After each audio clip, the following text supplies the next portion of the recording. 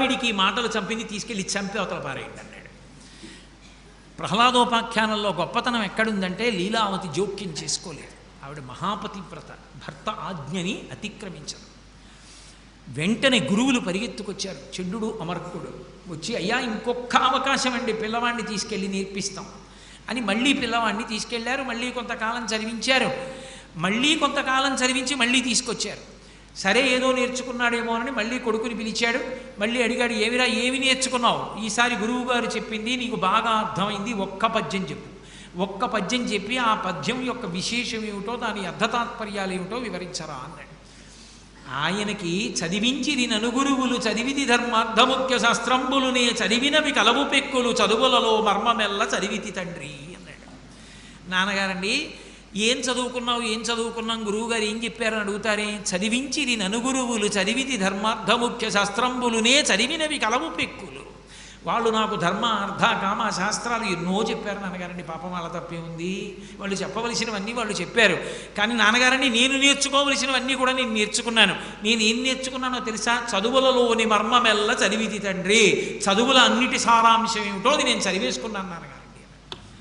అమ్మ బాబోయ్ వీడు చెప్పేది ఏదో ప్రమాదకరంగా ఉండేటట్టు ఉందనుకుని గురువులు పాపం చెప్పి తీసుకొచ్చారు. ఒరే నేను చెప్పినది తప్ప నీ సొంతంగా వచ్చిన ఆలోచన ఒక్క పద్యం చెప్పకు. మేమేం చెప్పామో అదే చెప్పు మీ నాన్న దగ్గర, నువ్వు మేము కూడా బ్రతుకుతా ఉన్నాను. మళ్ళీ ఆయన చేసేటటువంటిది హరినామ సంకీర్తనమే. తండ్రికి ఎక్కడ లేని కోపం వచ్చింది. భటుల్ని పిలిచాడు, తీసుకెళ్ళి సంహరించమన్నాడు.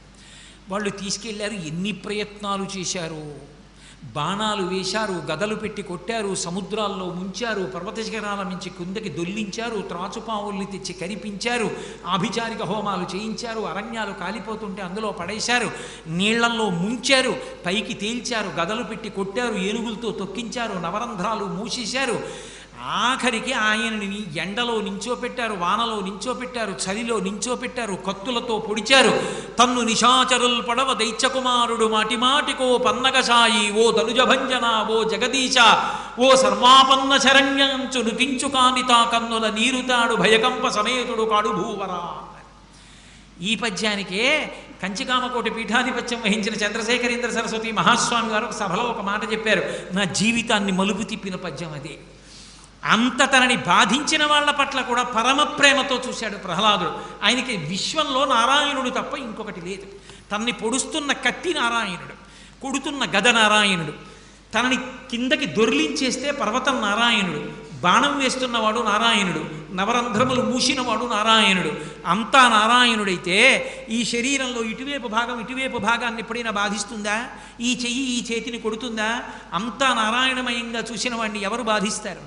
బాధించలేకపోయే. అందుకే పైగా తన్ను నిశాచరుల్ పొడవ దైత్యకుమారుడు మాటిమాటికోపన్నగశాయి ఓ ధనుజభంజన ఓ జగదీశ ఓ సర్వాపన్న శరణ్య అంచు నుతించు కాని. కత్తి పట్టుకొచ్చి ఇలా పొడి చేస్తుంటే కనీసం చేతులు అడ్డు పెట్టుకోడు. సంతోషంతో కత్తిలో కూడా శ్రీమన్నారాయణుడిని చూస్తూ ఓ గోవింద ఓ సర్వాపన్న శరణ్య ఓ జగదీశ ఓ శేషసాయి అని అరుస్తున్నాడు. కత్తులు పొడుస్తున్నారు, బాణాలు దింపుతున్నారు, అయినా పిల్లవాడు చచ్చిపోడు. ఎంత చిత్రం అంటే పారడు లేచి దిక్కులకు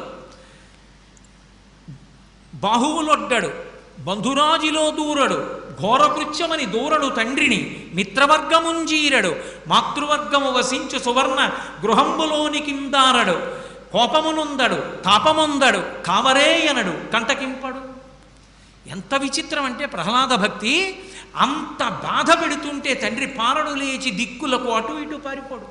నిన్ను కొరడాలతో కొడతామని తీసుకొచ్చి నించోబెడితే ఎంతో సంతోషంగా నిలబడి గోవింద ముకుంద శ్రీమన్నారాయణ కేశవ హరి అంటూ నించుంటున్నాడు. కనబడ్డవాడు కొరడా అన్నీ విష్ణువే. ఆ కొరడా పెట్టి కొడుతుంటే ఎంతో సంతోషంగా ముఖం వాడదు, పూర్ణచంద్రబింబల్లా అలాగే ఉంది. అంత పరమభాగవతోత్తముడు ఇంత బాధ పెడుతున్నాడు తండ్రి. ఇన్ని చేస్తుంటే ఇన్ని తట్టుకుని పారడు లేచి దిక్కులకు కనీసం అటు ఇటు పరిగెత్తడు, బాహువులొడ్డాడు, చేతులు ఇలా అడ్డు పెట్టుకోడు. మనం అలా పెడుతుంటే గబుక్కుని ఏ ఆవో కొమ్మిసిరింది అనుకోండి ఇలా చెయ్యడ్డెడతాం, కనీసం కొడుతుంటే చెయ్యడ్డు పెట్టలేదు. శూలం పెట్టి పొడి చేస్తుంటే చేతులు అడ్డు పెట్టుకోలేదు.